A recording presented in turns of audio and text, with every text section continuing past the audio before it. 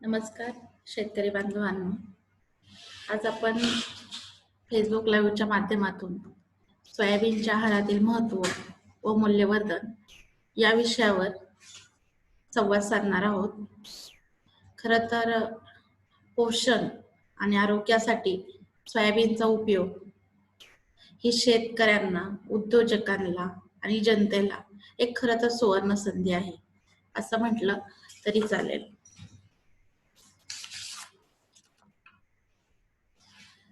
सर्वप्रथम आपण सोयाबीनच्या आहारातील महत्त्व या विषयावर विचार करण्यापूर्वी त्या पिकाचं महत्त्व काय आहे हे जरा समजून घेऊया. खरं तर सोयाबीन हे शेंगवर्गीय पीक आहे. याचे उत्पादन चीन, जपान, थायलंडमध्ये जास्त प्रमाणात होते आणि त्याचा खाद्यपदार्थ म्हणूनही तिकडे जास्त उपयोग केला जातो. आता आपला जर भारतातला आपण विचार केला तर भारतामध्ये मध्य प्रदेश, त्या खालोखाल महाराष्ट्र, राजस्थान, आंध्र प्रदेश, कर्नाटक व छत्तीसगड अशा या राज्यात पिकाची लागवड केली जाते. या खाद्यतेला खरोखरच सोयाबीन पासून जी आपल्याला सोयाबीन मिळते, ह्या सोयाबीनमुळे म्हणजे निर्यात खूप प्रमाणात केली जाते. तर आपल्याला भारताला खूप मोठं परकीय चलन याच्यामुळे मिळतं. त्याच्यामुळे आपल्याकडे सोयाबीनचं प्रमाण हे वाढत चाललेलं आहे. खरं तर आपण आता पाहूयात की भारतात सोयाबीन पिकाला बढावा दिला गेला. म्हणजे बढावा दिला गेला म्हणजे काय झालं की एक त्याची लागवड करण्यासाठी प्रोत्साहन दिलं गेलं. तर हे प्रोत्साहन का दिलं? तर त्याच्या मागे वेगवेगळी कारणं आहेत. सगळ्यात महत्त्वाचं म्हणजे अ, की आपल्या देशामध्ये, भारतामध्ये कुठल्याही प्रकारची जमीन किंवा कुठल्याही प्रकारचं हवामान जरी असलं, तरी हे पीक म्हणजे सोयाबीनचे पीक हे चांगल्या प्रकारे येते. हे सर्वात महत्त्वाचं आणि पहिलं कारण. त्याच नंतर दुसरं म्हणजे याच्यामध्ये नायट्रोजन असतो. म्हणजे ह्या पिकाला म्हणजे आपण जसं पिकाला युरिया देतो, तर ह्या पिकामध्ये जेव्हा आपण सोयाबीन लावतो, तर ह्या सोयाबीनला हवेतील नायट्रोजन पकडून, हवेतला युरिया पकडून याच्यात ठेवण्याची क्षमता असते. त्याच्यामुळे काय होतं, की सोयाबीन केल्यानंतर जेव्हा आपण दुसरं पीक घेणार असतो, तर त्या पिकाला युरिया हा कमी लागतो. म्हणजे ज्याला आपण आपल्या भाषेत, शेतकऱ्याच्या भाषेत बेवड म्हणतो. मग याच्या बाबत आपलं उदाहरण की आपले कांदा उत्पादक शेतकरी जे आहेत, ते बऱ्याचदा काय करतात की खरीप हंगामात सोयाबीनचं पीक घेतात आणि त्याच्यानंतर त्याच्यावर कांदा घेतात आणि त्याच्यामुळे काय होतं की पुढच्या पिकाची सुद्धा उत्पादकता ही वाढली जाते. म्हणजे सोयाबीन हे आपल्याला एक चांगलं बेवड हे केलं जातो. त्याचबरोबर काय होतं की पालोपाचोळा व मुळे जमिनीत राहतात. त्याच्यामुळे सोयाबीन नंतर जमिनीतील सेंद्रिय कर्बाचे प्रमाण सुद्धा वाढण्यास मदत होते. त्याच्यानंतर मळणी केल्यानंतर जे काही सोयाबीन पिकाचा आपल्याकडे भुसा राहतो, तो भुसा सुद्धा आपण पशुखाद्य म्हणून वापरता येऊ शकतो. त्याच्यानंतर कारण म्हणजे आहारदृष्ट्या जर आपण विचार केला, तर सोयाबीन हे पीक मानवाला खरोखर एक वरदान आहे. कारण तुम्ही कशाचाही विचार केला, कुठल्याही डाळीचा किंवा तर सोयाबीनच्या दाण्यात सुमारे 40% प्रथिने आणि 18 ते 20% तेल असते. मग सोयाबीनच्या तेलाचा सुद्धा आपण तेलाला शक्यतो की जास्त फॅटी पदार्थ खायचे टाळतो. परंतु सोयाबीनमध्ये जे तेल आहे, त्याच्यामध्ये सॅच्युरेटेड फॅटी ॲसिड म्हणजे संपृक्त मेदाम्लाचे जे प्रमाण आहे, ते कमी असल्यामुळे हृदयाच्या आरोग्याच्या दृष्टीने सुद्धा सोयाबीनचं तेल हे चांगलं समजलं जातं. भारतात आपण जर विचार केला, तर इतर कुठल्याही डाळीच्या उत्पादकतेपेक्षा सोयाबीनची उत्पादकता ही डबल आहे.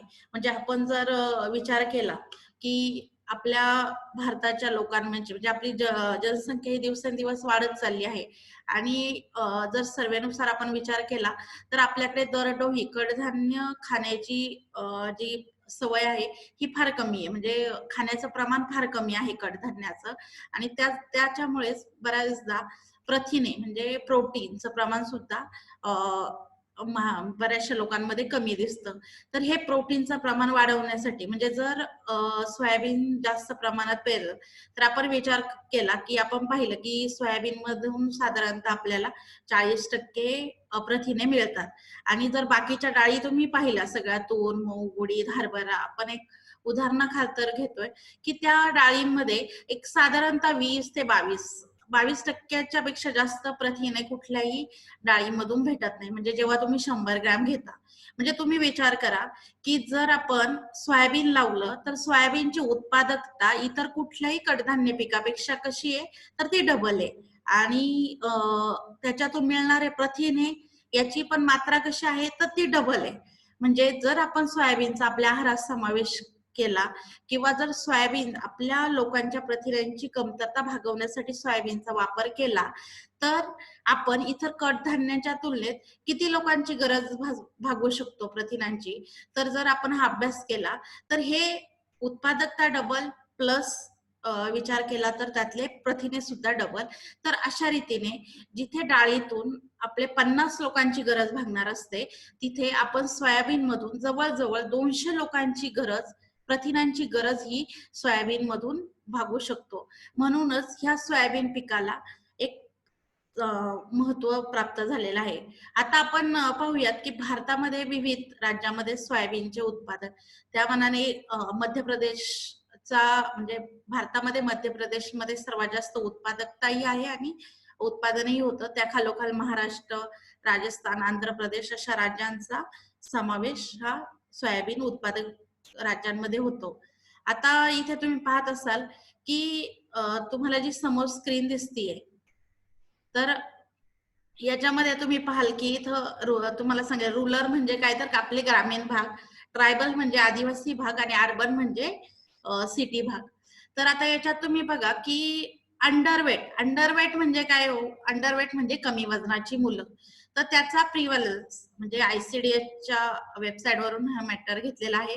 तर जी 5 वर्षाच्या खालची मुलं आहेत त्यांच्यामध्ये कमी वजनाचा प्रॉब्लेम किती लोकांना, आता इथे आपण पाहिलं दिसतंय तुम्हाला की 44 लाख जवळजवळ मुलं आहेत. त्याच्यापैकी नॉर्मल किती दिसत आहेत इथे, ग्रामीण भागाचा आपण आता विचार करतोय, तर एक 35 लाख जवळजवळ ही नॉर्मल आहेत. म्हणजे उरलेल्या 44 ही टोटल मुलं आहेत आणि 35 लाख त्याच्यापैकी नॉर्मल आहे. तर हे मधला डिफरन्स किती आहे, एक 10 लाखाचा. म्हणजे या 10 लाखात कुठेतरी गडबड आहे. गडबड आहे म्हणजे काय, की त्यांचं वजन वयाच्या मानाने व्यवस्थित नाहीये, वजन, उंची. तर ह्या गोष्टी आहेत की ह्या आपल्या भारतात सुद्धा दिसल्या जातात आणि हे करण्यासाठी म्हणजे याच्यावर सोल्युशन निघणं हे सुद्धा गरजेचं आहे. आता आपण पाहूयात की बऱ्याचदा काय होतं की अंडरवेटचं प्रमाण जास्त आहे, मालन्यूट्रिशन आहे. मग ते कुठे, किंवा आपल्या घरात नाहीये किंवा तालुक्यात नाहीये किंवा आपण ते असं डोळ्यांनी दिसतही नाही की किती. आता इथे काही आपल्या महाराष्ट्राचा जर आपण विचार केला तर एक साधारणतः 25% जास्त अंडरवेट असलेले जिल्हे म्हणजे किती आहेत, तर जवळजवळ 12 जिल्हे आहेत. आता आपण याच्यात आपण पुणे जिल्ह्यात मोडतो, तर आपण पुण्याचा विचार करू तर आता आपल्याला इथे एक त्यातल्या त्या तुलनात्मक समाधान दिसतंय की आपण कुठे येतोय, तर लेस दॅन 20% मध्ये येतोय. म्हणजे जे बरेचसे 10 तालुके हे जे आहेत ते कसे आहेत की लेस दॅन 20% लोक, म्हणजे 20% कमी आहे आपल्याकडे प्रमाण अंडरवेटचं. हे त्यातल्या त्यात इतर जिल्ह्यांच्या मानाने आपल्याकडे तुलनात्मक समाधान आहे. पण आता पुढे पाहूयात आपण त्याच्यातच की पुण्यामध्ये की आपले किती टक्के मुलं आहेत अंडरवेट म्हणजे कमी वजनाची, तर 18.77 म्हणजे जवळजवळ 19%. आता आता इथे पण म्हणजे मी का तुम्हाला हे परत पुढच्या फिगर दाखवतेय की आपल्याला पहिल्या याच्यामध्ये काय दिसलं की आपल्याला तुलनात्मक इथं समाधान भेटलं की अरे नाही, आपल्याकडे 20% कमी आहेत. परंतु ती 20% म्हणजे सुद्धा कमी नाहीये. जेव्हा आपण त्याचा त्या लेव्हलचा, त्या एरियाचा विचार करून त्याचं पर्सेंटेज काढतो ते खूप मोठ्या प्रमाणात असतं. आता इथे आपण बघितलं की पुण्याचं म्हणजे टोटल एकत्र, आता पुण्याचे सुद्धा आपण जर हे केलं की आपण फक्त पुणे सिटी एरिया धरला, तर पुणे सिटी एरियापैकी तिथे मात्र जवळजवळ कमी वजनाच्या मुलांचं प्रमाण हे किती आहे, तर 28.50, म्हणजे जवळजवळ इथे सुद्धा 29%. म्हणजे हे कमी आहे का हो, नाही, बिलकुलच कमी नाहीये. तर ही सुद्धा म्हणजे ही जी हे आहे तर ही खूप मोठी पर्सेंटेज आहेत किंवा खूप मोठी संख्या आहे की अजूनही आपल्याकडे अंडरवेट आणि तुम्हाला असं वाटेल की अंडरवेट किंवा मालन्यूट्रिशन म्हणजे वजन कमी असणं असं बिलकुल नाहीये. फक्त वजन कमी असलेली मुलं मालनरिश म्हणतातच, परंतु त्याचबरोबर त्यांच्यामध्ये काही विटॅमिन्स म्हणजे खनिज द्रव्ये, जीवनसत्वे यांची कमतरता सुद्धा असू शकते. हे सुद्धा एक प्रकारचं मालनरिश म्हटलं जातं. तर आता आपण बघूयात, की आपल्याला ही जी स्थिती आहे, ही सुधारायची आहे. तर ही स्थिती सुधारण्यासाठी सोयाबीन कसं उपयोगात पडू शकतं? आणि हेच तर सोयाबीनचं खरं महत्व आहे, की जेव्हा आपण सोयाबीनचं पोषण मूल्य पाहतो, तर इथे पहा की सोयाबीनच्या पासनं जवळ-जवळ आपल्याला 40 ते 43 ग्रॅम म्हणजे त्याच्या व्हरायटीनुसार एक साधारणतः 40 ग्रॅम पर्यंत तरी प्रथिने भेटतातच. त्याच्यानंतर तुम्ही जर खाली गेलात तर याच्यामधनं कॅल्शियम, फॉस्फरस, लोह, carotene, riboflavin, niacin, folic acid असे अनेक विटॅमिन्स, मिनरल सुद्धा सोयाबीन मधून खूप चांगल्या प्रमाणावर भेटतात. त्याच्यामुळे हे आरोग्यदृष्ट्या एक महत्वाचं पीक आहे. आता आपण इथे एक तुलनात्मक सोयाबीन आणि इतर डाळीचं तुलनात्मक विवरण पाहू. आपण जसं पाहिलं की अ, डाळीची उत्पादकता ही चांगली म्हणजे डाळीपेक्षा सोयाबीनची उत्पादकता ही चांगली आहे आणि त्याच्यातनं मिळणारे प्रथिनेचे प्रमाण चांगलं आहे. तर याच्यामध्ये तुम्ही जर पाहिलं की सोयाबीन, तूर डाळ, चणा डाळ, मूग डाळ या सगळ्या डाळी पहा 24 23 ग्रॅम पर्यंत 100 ग्रॅम पासून आपल्याला प्रथिने भेटतात. परंतु याच्यामधनं जवळ-जवळ आपल्याला 43 ग्रॅम पर्यंत प्रथिने भेटतात. म्हणजे ही जवळ-जवळ डबल आहेत. तसंच बाकीच्या याच्यामध्ये सुद्धा कॅल्शियम असेल किंवा ऊर्जा असेल, ह्या सगळ्याच गोष्टी आपल्याला सोयाबीन मधून खूप मुबलक प्रमाणात भेटतात. आता आपण महत्वाचं पाहूयात की सोयाबीनचं आहारात महत्व काय आहे? म्हणजे मी सुरुवातीलाच बोलताना सांगितलं की राष्ट्रीय पोषण संस्थेने केलेल्या म्हणजे संशोधन म्हणजे आपलं NIN जे म्हणतो NIN तर त्यांचे निष्कर्ष म्हणजे त्यांच्या संशोधनातून असं लक्षात आलं की भारतीय माणसाचे कडधान्य व डाळीचे दरडोई सेवन जे काही त्यांनी निर्देशित केलेलं आहे प्रमाण त्यापेक्षा खूपच कमी आहे. तर त्याच्यामुळे भारतीयांच्या आणि त्यातल्या त्या शाकाहारी लोकांच्या आहारामध्ये प्रथिनांची कमतरता असणं हे फारच स्वाभाविक आहे. तसंच लहान मुलांमध्ये प्रथिने, ऊर्जा यांच्या कमतरतेमुळे काय होतं की कुपोषण एक गंभीर समस्या बऱ्याच मोठ्या प्रमाणावर दिसतेय आणि ह्या समस्येचं प्रमाण कमी करण्यासाठी सुद्धा सोयाबीनचा आहारात समावेश हा एक खूप चांगला पर्याय ठरू शकतो. आणि जसं मी आत्ताच बोलले की आपल्याला जास्त पोषकता असलेली प्रथिने तर मिळतात त्याचबरोबर खनिजे, कॅल्शियम, सोडियम, फॉस्फरस आणि काही प्रमाणात विटॅमिन अ, ड, बी कॉम्प्लेक्स सुद्धा आपल्याला सोयाबीन पासून मिळते. आता काय होतं की बऱ्याचदा आता मी म्हटलं सोयाबीन मधून एवढं भेटतं, एवढे प्रथिने भेटतात, एवढे न्यूट्रिएंट भेटतात. मग सगळेजण म्हणतील आम्हाला सोयाबीन खायचंय आणि काय म्हणजे सोयाबीन खायचं, पण सोयाबीन कसं खायचं याची सुद्धा एक प्रोसेस असते. बऱ्याचदा काय होतं की लोक सोयाबीनचा उपयोग करताना डायरेक्ट सोयाबीन घेतात, मग गव्हाबरोबर दळताना देतात किंवा त्यांचं बाजरीचं पीठ असेल त्याच्याबरोबर दळताना देतात किंवा डायरेक्ट पीठ करतात. ऍक्च्युली ही जी प्रोसेस आहे ही पूर्ण चुकीची आहे. म्हणजे मी तुम्हाला एक उदाहरण देईल. समजा आपण दररोज पहा, की आपण जर डाळीचा विचार केला, कुठलीही डाळ आपण जर जास्त प्रमाणात खाल्ली, तर काय होतं, की आपल्याला गॅसेस, अपचन यासारख्या गोष्टींचे म्हणजे यासारखे त्रास चालू होतात. तर हे कशामुळे, की कुठल्याही म्हणजे ज्या घटकामध्ये प्रथिने जास्त असतात, तर ते पचायला थोडेसे जड असतात. तर त्याला प्री प्रोसेस म्हणजे त्याला प्रक्रिया खाण्याच्या अगोदर प्रक्रिया करणं हे गरजेचं असतं. त्याच्यामुळे जेव्हा लोकं कच्चे सोयाबीन खातात, तेव्हा त्यांना त्याचे फायदे मिळण्याच्या ऐवजी बरेचसे तोटे दिसून येतात. आणि सोयाबीनचा जर विचार केला तर आपण पहिल्यांदाच पाहिले की जवळजवळ 40 ग्रॅम पर्यंत याच्यातून प्रथिने ही आपल्याला मिळतायत. तर मग ही प्रथिने आपल्याला एवढी मिळतायत म्हटल्यावर नक्कीच त्याला आपल्याला प्रोसेस करून खाल्लं पाहिजे तेव्हाच ते आपल्याला. त्याच्यात एक ट्रिप्सिन इनिबिटर नावाचा एक घटक असतो की तो म्हणजे सोयाबीनचे हे जे काही पोषण मूल्य आहेत त्याला आपल्या शरीरात समावेश म्हणजे शरीरात ऍब्झॉर्ब होण्यापासून अ, हे प्रोटेक्ट करत असतो. तर त्याच्यासाठी आपल्याला पहिल्यांदा सोयाबीन मधून हे ट्रिप्सिन इनहिबिटर हे इनऍक्टिव्हेट करणं गरजेचं असतं आणि त्याच्यासाठी आपल्याला त्याच्यावर प्रक्रिया करणं गरजेचं असतं. म्हणजे कधीही खाद्यप्रयोग करण्याच्या पहिले आपल्याला त्याच्यामध्ये सोयाबीनवर प्रक्रिया करणं गरजेचं असतं. आता त्याच्यासाठी काय प्रक्रिया करू शकतो आपण, तर तुम्ही सोयाबीन चांगल्या प्रकारे घरगुती घरी तुमच्या कढईमध्ये किंवा तव्यावर सुद्धा भाजू शकता. कुठल्याही याच्यात उपयोग करणार किंवा त्याला ब्लँचिंग म्हणजे उकळत्या पाण्याची प्रक्रिया देऊ शकता. असे वेगवेगळे प्रकार आपण पुढे पाहणारच आहोत की कसं प्रक्रिया केली जाते. तर अशा प्रक्रिया करून तुम्ही ते तुमच्या आहारात समावेश करू शकता.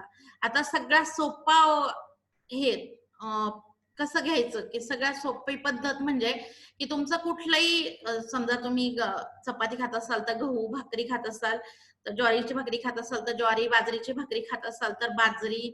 अशा प्रकारे कुठल्याही धान्यामध्ये तुम्ही 10% हे पीठ 90% बाकीचं म्हणजे 90% गहू म्हणजे आपण 10 किलोचं जर प्रमाण घेतलं तर 10 किलो जर आपल्याला पीठ करायचं असेल तर 9 किलो गहू आणि त्याच्यासाठी 1 किलो असे प्रोसेस केलेलं म्हणजे प्रक्रिया केलेलं सोयाबीन हे तुम्ही त्याच्यात टाकू शकता आणि त्या चक्कीतून दळून आणू शकता. त्याच्यामुळे सुद्धा तुमचं जे दररोजचं पीठ आहे त्यातली प्रथिनांची जी मात्रा आहे ती वाढली जाते. आता बऱ्याचदा सध्याची जर कंडिशनचा आपण विचार केला कोविड-19 म्हणजे कोरोनाच्या काळात आपल्याला बऱ्याचदा फेसबुक, व्हॉट्सअप सगळीकडनं म्हणजे सोशल मीडियातून की स्वतःची काळजी घ्या, आहार चांगला घ्या, ह्या अशा गोष्टी येत असतात. पण बऱ्याचदा म्हणजे आहार चांगला घ्या म्हणजे नक्की कसा घ्या? तर तो समतोल आहार. समतोल आहार म्हणजे काय की त्याच्यामध्ये तुमचे carbohydrates, protein, fat, vitamins, minerals म्हणजे हे जे सगळे घटक आहेत हे व्यवस्थित प्रॉपर म्हणजे बॅलन्स मध्ये आपल्या शरीराला भेटले पाहिजेत. ही महत्वाची गोष्ट असते आणि ह्या गोष्टी म्हणजे तुम्ही जर सोयाबीनचा उपयोग केला तर हे बऱ्यापैकी आपली जी दिवसाची प्रथिनांची गरज आहे ती याच्यातून भागू शकते. त्याच्यामुळे आपण म्हणजे ह्या सिच्युएशन मध्ये पण ह्या गोष्टीचा म्हणजे सोयाबीनचा आपण आहारात जास्तीत जास्त समावेश केला तर आपल्याला त्याच्यामध्ये आपली इम्युनिटी किंवा रोगप्रतिकारक क्षमता वाढण्यासाठी सुद्धा याचा उपयोग होऊ शकतो. आता मी जसं म्हटलं की कुठल्याही जास्त प्रथिने असतील किंवा गोष्ट तर सोयाबीन खूप हेल्दी आहे परंतु ते आहारात समावेश करताना काही काळजी घ्यावी लागते. जसं सांगितलं की त्याच्यामध्ये ट्रिप्सिन इनिबिटर हा शरीरास अपायकारक पदार्थ आहे. तर ते सोयाबीन वापरण्यापूर्वी त्याची साल काढून किंवा त्याला भाजणं किंवा त्याला भिजवणं ह्या अशा वेगवेगळ्या प्रोसेस करणं तेवढंच गरजेचं आहे. आता आपण पाहूयात की सोयाबीनचं औषधी गुणधर्म म्हणजे हे जे आहे की नॅशनल इन्स्टिट्यूट ऑफ न्यूट्रिशन असेल किंवा वेगवेगळ्या संस्था आहेत वेगवेगळ्या संस्थांनी वेगवेगळे अभ्यास केले आणि त्या अभ्यासातून जे काही फलित म्हणजे वेगवेगळ्या रोगांवर अभ्यास करण्यात आला सोयाबीनचा जेव्हा आपल्याकडे प्रसार झाला तर सोयाबीनच्या आहारात घेतल्यामुळे काय काय फायदे झाले होतात हे असे बऱ्याचशा याच्यावर अभ्यास झाला तर त्याच्यातला मधुमेह म्हणजे डायबिटीज आपल्याकडे सध्या डायबिटीजचं प्रमाण सुद्धा खूप वाढलेलं आहे आणि डायबिटीज लोकांना कसं आहे की असा आहार लागतो की ज्याच्यामध्ये प्रथिनांचं प्रमाण तर जास्त हवंय पण कार्बोदकांचे प्रमाण हे कमी असायला हवं. मग आपण जेव्हा सिरियल्स घेतो म्हणजे आपली चपाती असेल किंवा कुठलीही भाकरी असेल तर याच्यात काय असतं की कार्बोदकाचं प्रमाण जास्त असतं आणि प्रथिनांचं प्रमाण कमी असतं. त्याच्यामुळे आपण बऱ्याचदा काय करतो की डायबिटीज वाल्यांना बाजरीची भाकरी असेल किंवा गहू कमी खायला सांगतो परंतु जर त्याच्यामध्ये आपण सोयाबीनचा जर विचार केला तर सोयाबीन मध्ये काय की प्रथिनांचे प्रमाण जास्त आहे पण कार्बोदकाचे प्रमाण हे फार कमी आहे. त्याच्यामुळे काय होतं की हा एक डायबिटीज वाल्यांना सुद्धा सर्वोत्तम आहार समजला जातो आणि त्याच्यानंतर आपण जसं डायबिटीजचं पाहतोय तसंच हृदयरोग जसं मी पहिल्यांदाच सांगितलं की याच्यामध्ये सॅच्युरेटेड फॅटी ऍसिड हे कमी आहे. त्याच्यामुळे हृदयरोगवाल्यांना सुद्धा हे फायद्याचं पडतं. तसं आपल्या शरीरात 2 प्रकारचे कोलेस्टेरॉल असतात. एक एल-डी-एल आणि एच-डी-एल असे 2 प्रकारचे असतात. त्यापैकी एल-डी-एल हे धोकादायक तर एच-डी-एल हे उपयुक्त कोलेस्टेरॉल असतं. उपयुक्त म्हणजे काय तर एच-डी-एल काय करतं की जे आपल्या शरीरात एल-डी-एल वाढलं असेल किंवा व्ही-एल-डी-एल जे वाढलेलं असेल त्याला कमी करण्याचं काम हे एच-डी-एल कोलेस्टेरॉल करतं. म्हणजे कोलेस्टेरॉल म्हणजे प्रत्येक वेळेस फॅट वाईटच आहे असं नाही तर आपल्या शरीराला फॅट सुद्धा तेवढ्याच प्रमाणात गरजेचं असतं पण त्याचेही प्रकार असतात चांगलं फॅट वाईट फॅट जसं एल-डी-एल एच-डी-एल तर त्यातलं एच-डी-एल हे जे असतं ते एच-डी-एल हे फार महत्वाचं असतं की ते आपल्या शरीरात जर जे खराब फॅट आहे त्याची मात्रा म्हणजे त्याला कमी करण्याचं काम सुद्धा आपल्या शरीरात ते करत असतं.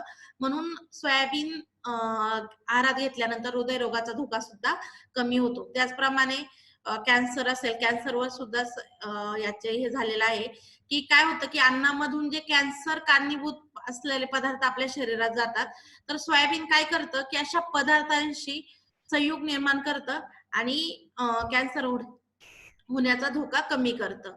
त्याच्यानंतर याच्यामध्ये फायबरचं प्रमाण जास्त असल्यामुळे बद्धकोष्ठमध्ये सुद्धा याचा उपयोग होतो. ऑस्टिओपोरोसिस म्हणजे बऱ्याचदा हाडे ठिसूळ होणं, म्हणजे आपल्याकडे कॅल्शियम कमी असेल तर आपण वयस्कर लोकांमध्ये हा जास्त प्रमाणात दिसतो, परंतु सध्या लहान मुलांमध्ये सुद्धा ऑस्टिओपोरोसिस फार मोठ्या प्रमाणात दिसू लागलेला आहे, कारण आपले जे कॅल्शियम आणि प्रथिने म्हणजे प्रोटीन या दोन्हींचंही प्रमाण खूप कमी असल्यामुळे किंबहुना सर्व वर्गामध्ये आता हा ऑस्टिओपोरोसिस सुद्धा खूप मोठ्या प्रमाणात दिसू लागलाय. परत त्याच्यामुळे सोया प्रोटीनच्या कॅल्शियमचा उपयोग हा आपण पाहिलं की जेव्हा आपण पोषणात्मक त्याचं तुलना हे पाहिली तेव्हा त्याच्यात पाहिलं की कॅल्शियम सुद्धा सोयाबीन मध्ये चांगल्या प्रमाणात आहे. त्याच्यामुळे सोया प्रोटीन आणि कॅल्शियम या दोन्हीमुळे हाडाची मजबूती सुद्धा टिकवून ठेवण्यासाठी मदत होते आणि त्याच्यामुळे हाडे ठिसूळ होण्याचं प्रमाण सुद्धा कमी होतं. त्याच्यानंतर सगळ्यात महत्वाचं म्हणजे गायनोकॉलॉजिस्ट सुद्धा हे करतात की जेव्हा महिलांमध्ये शक्यतो विशेषतः पाळी बंद होण्याची वेळ म्हणजे मेनोपॉज ज्याला म्हटलं जातं, त्यावेळेस काय होतं की महिलांना खूप त्रास होतो, झोप येत नाही, पाठ, हातपाय किंवा शरीराच्या अन्य भागात दुखतं, चिडचिडेपणा अशा अनेक म्हणजे समस्या त्यावेळेस तयार होतात.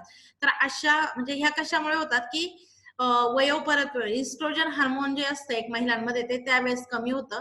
तर हे सोयाबीन काय करतं की जर त्या वेळी महिलांच्या आहारात जर नेहमी सोयाबीन असेल तर ते इस्ट्रोजन सारखं काम करतं आणि हे ज्या समस्या महिलांमध्ये दिसतात त्या समस्यांचा प्रभाव कमी करण्यास सुद्धा याच्यामुळे मदत होते. आणि सगळ्यात महत्वाचं म्हणजे आता बऱ्याचदा जन्मताच बाळांमध्ये लॅक्टोज इंटॉलरन्स असतो. लॅक्टोज इंटॉलरन्स म्हणजे काय, तर जन्मता म्हणजे आपल्याला जे आपण गाईचं दूध पितो किंवा म्हशीचं हे दूध काहींना पचत नाही, तर त्यांना कारण त्याच्यामध्ये लॅक्टोज असतं. तर लॅक्टोज इंटॉलरन्स ज्यांच्यामध्ये आहे त्यांना आपण सोयाबीनचं दूध हे देऊ शकतो. आता हे एका जर्नलमध्ये पब्लिश झालेला डेटा आहे की जे मी सांगितलं की स्टडीमध्ये हार्ट अटॅक मध्ये सुद्धा सोयाबीनचा फायदा होतो. तर इथे तुम्हाला याच्यामध्ये दिसेल की काय खाल्ल्यानंतर हार्ट अटॅक रिस्क किती प्रमाणात कमी होते. आता मी इथं पण परत म्हणेल की प्रॉपरली सोयाबीन खायचं, पण कसं खायचं प्रत्येक वेळेस हे लक्षात ठेवायचं की प्रॉपरली प्रोसेस आणि प्रमाणात. तर प्रॉपरली प्रोसेस म्हणजे जे मी प्रक्रिया सांगितले की तुम्हाला वेगवेगळ्या भाजणं, भिजवणं ह्या गरजेच्या आहेत. तर जर आपण प्रॉपरली प्रोसेस सोयाबीन खाल्लं तर सोयाबीन 50 ग्रॅम जर म्हणजे प्रति दिवस खाल्लं तर 45% हार्ट अटॅक रिस्क कमी होते, म्हणजे हार्ट अटॅक येण्याची. त्याचप्रमाणे आपण खाली हरभरा डाळ असेल किंवा लसूण, गार्लिक 30% रिस्क कमी होते. तर या सगळ्यामध्ये सोयाबीनमुळे हे प्रमाण खूप कमी होतं. आता तुम्ही म्हणाल की सोयाबीन आता बऱ्याचदा आपण मार्केट जेव्हा आपल्याला म्हणजे डॉक्टरकडे गेलो, थकवा असेल किंवा काय किंवा प्रोटीन कमी पडलं असेल तर डॉक्टर प्रोटीन कॅल्शियम कमी पडलं असेल तर डॉक्टर बऱ्याचदा प्रोटीन पावडर सजेस्ट करतात आणि तुम्ही जर व्यवस्थित त्याच्यावर पाहिलं कधी लिहिलेलं की त्या प्रोटीन पावडरवर लिहिलेलं असतं सोयाबेस प्रोटीन. बऱ्याचदा सोयाबेस प्रोटीन मार्केटमध्ये म्हणजे डॉक्टर पण सजेस्ट करतात. तर जे सोयाबीन आपल्याकडे शेतकऱ्याच्या शेतात फक्त आपण 40 रुपये किलोने विकतो, त्याचीच प्रोटीन केल्यानंतर पावडर आपण जवळजवळ 1000 ते 2000 1000 ते 1500 रुपये किलोने आपण विकत घेतो. म्हणजे आपल्या जवळ असून आपल्याला हे असून आपण फक्त ते डॉक्टरनी सजेस्ट केल्यानंतर अशा वेगळ्या फॉर्म मध्ये फार जास्त किंमत देऊन आपण ते घेतो. त्याच्यानंतर याच्यात मधलं सोयाबीन मध्ये विटॅमिन ई सुद्धा असतं. तर अशा हे पण म्हणजे बऱ्याचशा टॅबलेट किंवा हे सुद्धा सोयाबीन पासून बनवलं जातं.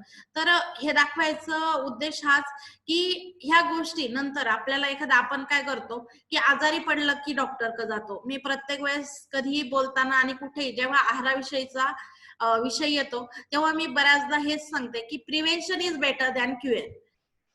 बरोबर आहे की नाही? उपचारापेक्षा प्रतिबंध बरा. म्हणजे काही झालं म्हणून डॉक्टरकडे जाण्यापेक्षा काही होऊ नये म्हणून आपण प्रयत्न करणं हे खूप महत्वाचं असतं. ते जर आपण जसं आता आपण आत्ताच्या सिच्युएशनला जर रिलेट केलं, की कोरोना सरकार आपल्याला सांगते की घरी थांबा, काळजी घ्या. तर ही गोष्ट आपल्याला म्हणजे रेग्युलर जीवनात आहे, की कुठेतरी बाहेर जाऊन किंवा स्वतःची काळजी न घेऊन जर कोरोना झाला तर त्रास होऊ शकतो. त्याच्यापेक्षा जे सरकारने उपाय ठरवून दिलेत, ते प्रत्येक वेळेस उपाय पाळून, की उपचारापेक्षा प्रतिबंध म्हणजे प्रतिबंध आपण त्या आजारापासून करू शकतो. तसंच इथे सुद्धा म्हणजे आता याच्यामध्ये सोयाबीनला पण आपण हे करू शकतो, की प्रथिने, प्रोटीन रिच खायचं. तर इथे आपण आता बऱ्यापैकी जे काही बऱ्याचदा जे नॉन-व्हेज खातात त्याच्यामधनं प्रथिने भरपूर भेटतात. परंतु सध्याच्या काळामध्ये जे काही उलट-सुलट चर्चा किंवा त्याच्यातून एक भीती मनात तयार झालेली असते, की खाऊ नको खाऊ. तर त्याच्या जर ते शक्य त्याच्यापेक्षा जर तुम्ही व्हेजिटेरियन सुद्धा जर प्रॉपर खाल्लं म्हणजे जिभेपेक्षा तुमच्या जर शरीराला तुम्ही महत्त्व दिलं, शरीरासाठी खाल्लं, तर नक्कीच आपण वेगवेगळ्या आजारांपासून स्वतःला प्रोटेक्ट करू शकतो. आता आपल्याला आपण पाहिलं, की सोयाबीनचं आहारात काय महत्त्व आहे.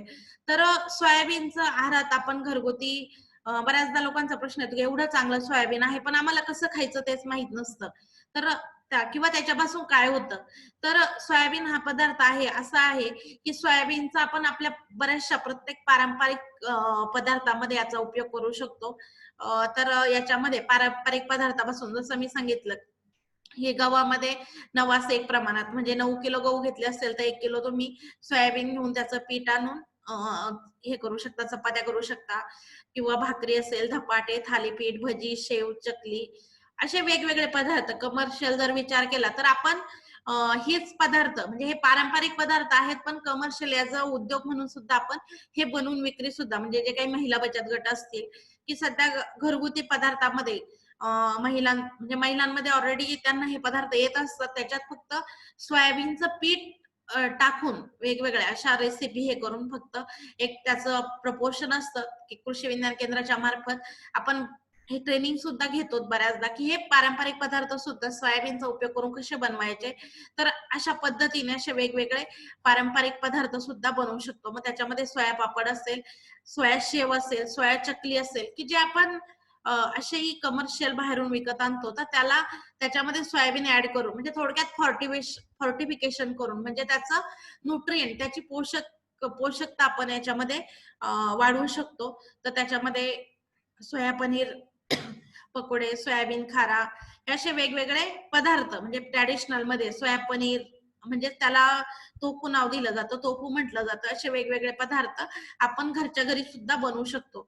त्याचबरोबर सोयाबीनपासून काही गोड पदार्थ सुद्धा आपण करू शकतो. मग त्याच्यामध्ये सोया पौष्टिक लाडू आहे, सोया बर्फी आहे किंवा ओकार हलवा म्हणजे सोयाबीनचं दूध काढल्यानंतर जे काही मागे शिल्लक राहतं, तर त्याला ओकारा म्हटलं जातं आणि त्या ओकाऱ्यापासून अतिउत्तम म्हणजे एकदम सुंदर असा हलवा तयार होतो.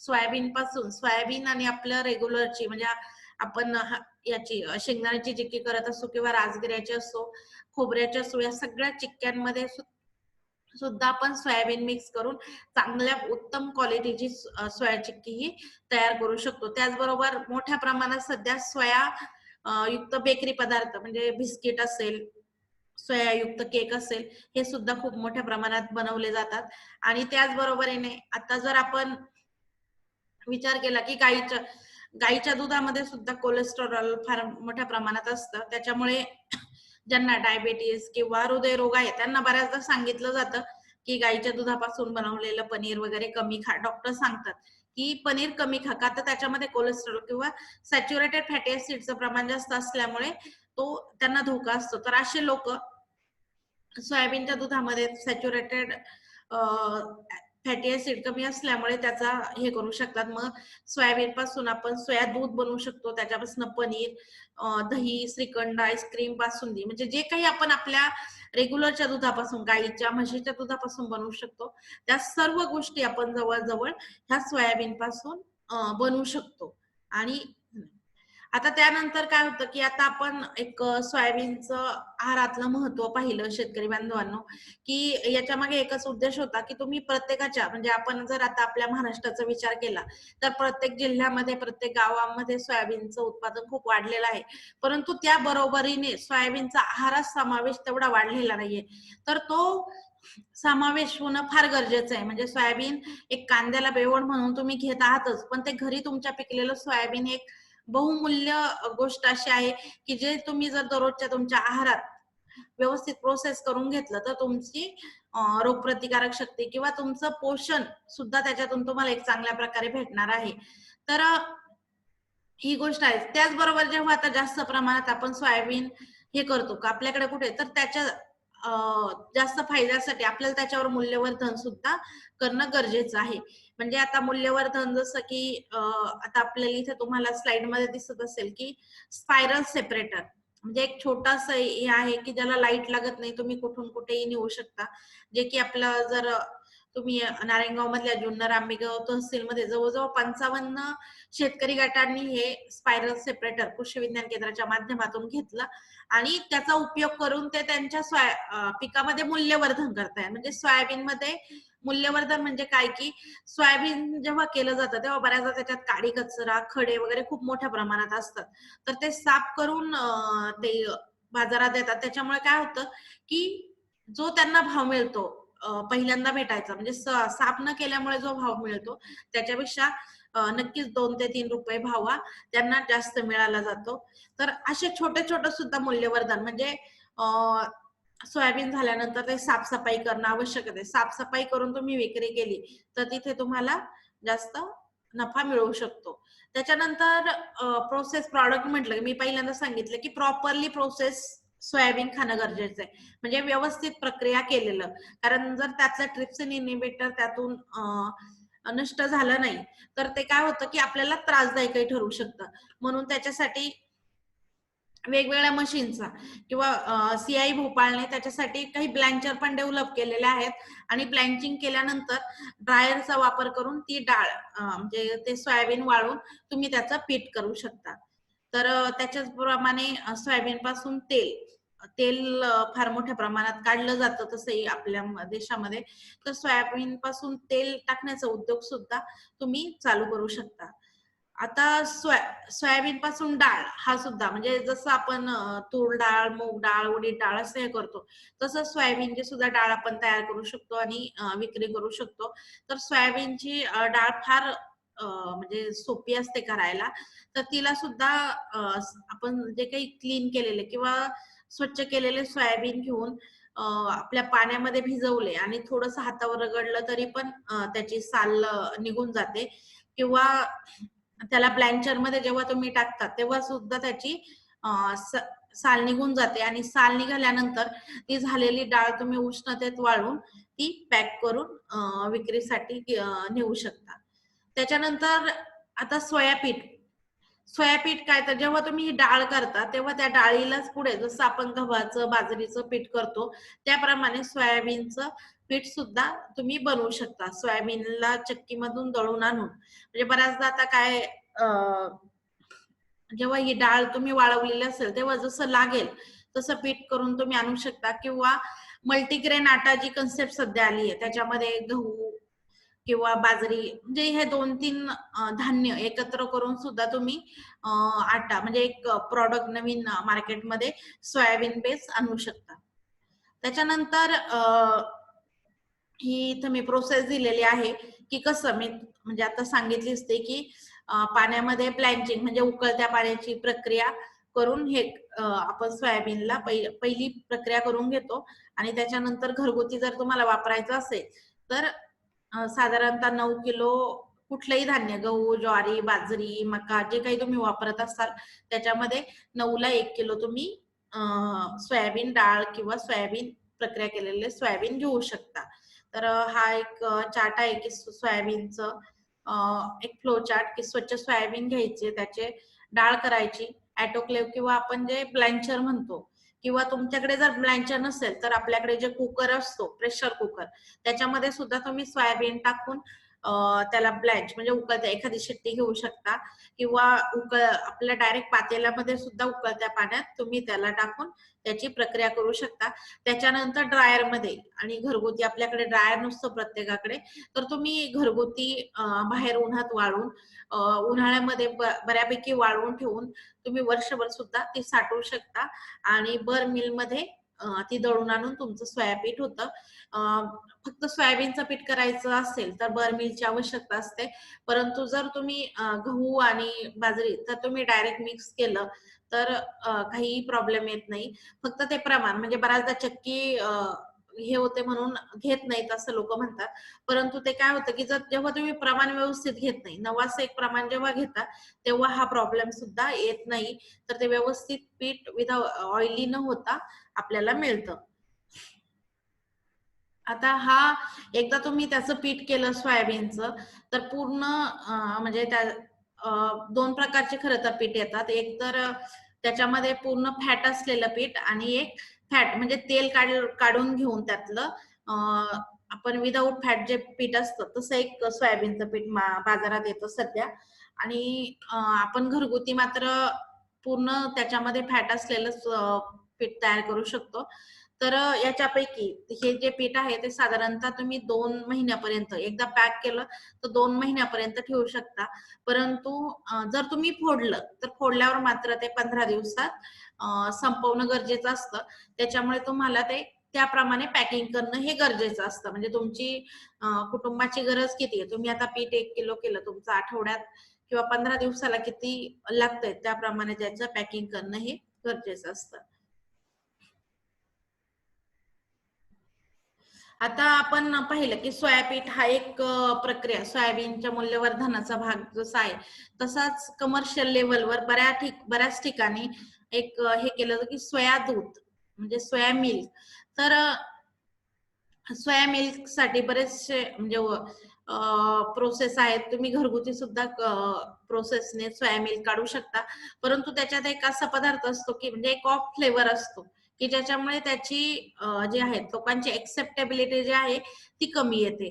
त्याच्यासाठी जर तुम्ही मशिनरीच्या साह्याने सोयाबीन दूध म्हणजे काढलं तर काय होतं की त्याच्यामध्ये डिऑर्डरायझर नावाची एक मशीन येते की डिऑर्डरायझरच्या साह्याने काय होतं की त्यात जो ऑफ फ्लेवर असतो म्हणजे बिनी फ्लेवर म्हटलं जातं त्याला, तर तो फ्लेवर ते डिऑर्डरायझर काढण्याचा म्हणजे व्हॅक्युमच्या साह्याने तो फ्लेवर काढण्याचं काम ते डिऑर्डरायझर करतं आणि त्याचा परिणाम असा होतो की त्याची ऍक्सेप्टेबिलिटी वाढते. सोयाबीन दूध हे गरमपेक्षा शक्यतो फ्लेवर आणि थंड दूध थंड याच्यामध्ये जास्त ऍक्सेप्टेबल आहे. तर काय केलं जातं की सोयाबीन पहिले घेतल्यानंतर ते मशीनच्या साह्याने स्वच्छ करून घेणं फार गरजेचं असतं. कुठलाही पदार्थ बनवण्याच्या आधी सोयाबीन स्वच्छ करणं आणि त्यातल्या त्यात जर तुम्ही सोया मिल्क बनवत असाल तर तिथे तुम्ही डायरेक्ट सोयाबीन घेण्याच्या ऐवजी जर डाळ घेतली तर तुमचं फायनल जे प्रॉडक्ट आहे म्हणजे सोयाबीनचं दूध असेल किंवा पनीर असेल याचा कलर इम्प्रूव्ह होतो. त्याच्यानंतर आपण पहिल्यांदाच पाहिलं की जास्त म्हणजे जे ट्रिप्सिन इनिबिटर म्हणजे जे अपोषक तत्व सोयाबीन मध्ये आहे ते त्याचं प्रमाण हे त्याच्या सालीमध्ये असतं.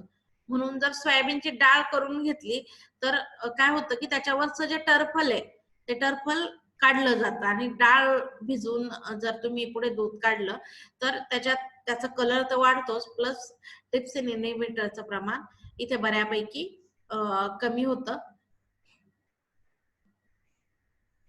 हे काही फोटो आहेत की काय काय आपण सोया टोफू याला सुद्धा शहरामध्ये आता लोक सॅलड मध्ये असेल तसं इंडियाचा विचार म्हणजे भारताचा विचार जर केला आपण तर आपल्याकडे गाईचं दूध पनीर मुबलक प्रमाणात असल्यामुळे आपल्याकडे ह्या दुधाला किंवा ह्या पनीरला टोफूला मागणी किंवा ऍक्सेप्टेबिलिटी ग्रामीण भागामध्ये फार कमी आहे. परंतु जेव्हा आपण अभ्यास करतो किंवा जसं मी सांगितलं की आता कोरोनाचा काळ आहे किंवा आपली रोगप्रतिकारक शक्ती वाढवायची आहे तर अशा वेळेस फक्त जिभेचा विचार न करता आपल्या शरीरासाठी खाणं जरुरी आहे. सोया पनीरचा जर आपण विचार केला तर त्याला असा स्वतःचा असा फ्लेवर नसतो. तर त्याला तुम्ही जसे मसाले लावाल जसं त्याच्यामध्ये प्रोसेस त्याची काय तुम्ही पुढे रेसिपी करताय त्याच्यावर बऱ्यापैकी त्याची ऍक्सेप्टेबिलिटी अवलंबून असते. म्हणजे तुम्ही जी टेस्ट त्याला जो मसाला लावाल त्याची टेस्ट ते घेतं आणि याचाच फायदा असा होतो की तुम्ही कुठल्याही म्हणजे चायनीज असेल किंवा इंडियन पदार्थ असेल उपयोग याच्यात तुम्ही त्याचा उपयोग करू शकता.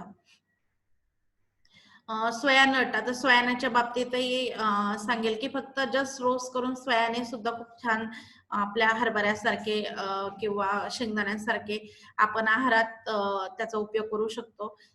जस्ट 10-15 मिनिटाची उकळत्या पाण्याची प्रक्रिया करून भट्टीमध्ये भाजून आणून सुद्धा तुम्ही ते सोयाने खाऊ शकता आणि त्याची टेस्ट सुद्धा खूप चांगली आहे.